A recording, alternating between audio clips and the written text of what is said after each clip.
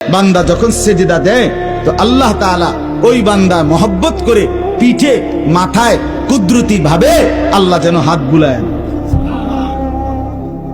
হাত বুলায়, আল্লাহ যেন মায়া করে আদর করে। আনিস আসছো না, আমাকে সেজদা দিলা, আচ্ছা উঠো, ইরফা রাসা, তোলো মাথা তোলো, বসো। তো বান্দা বসে, তো আল্লাহ তাআলা বলে আচ্ছা তো আর কিছু বলবা?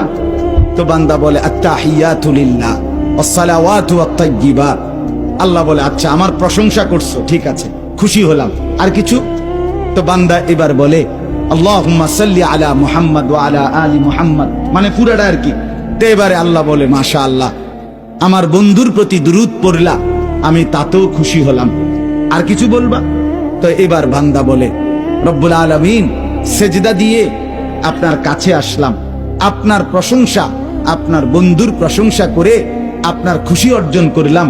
এইবার আমার মূল চাওয়া আছে, আল্লাহুম্মা ইন্নী যালামতু নাফসি যুলমান কাসীরা, আমি না বড় বেশি নাফরমান মাওলা, আমার গুনাহ অনেক বেশি, আমার পাপ অনেক বেশি, আমি খুব বেশি গুনাহ করেছি, আর আপনি ছাড়া আমার মাফ করার কেউ নাই। এখন আপনার এত কাছাকাছি হয়ে আমি আল্লাহ আপনার কাছে মাফ চাই, ফাগফিরলি মাগফিরাতাম মিন ইনদিক, আপনি আমারে মাফ করে দেন।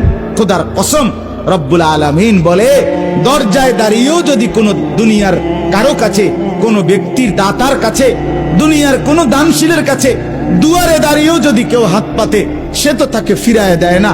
আর আমি যার মাথায় হাত বুলাইলাম, মার পিঠে হাত বুলাইলাম, আমার এত কাছে আইনা বসাইলাম, তাকে আমি ফিরায় দেব কেন?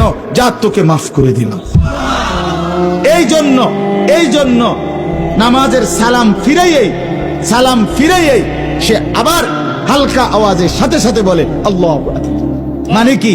আল্লাহু আকবার অর্থ হইল ভাই সাহেব, আল্লাহু আকবার, আমার আল্লাহ বড়, আমার আল্লাহ আমারে মাফ করে দিছে।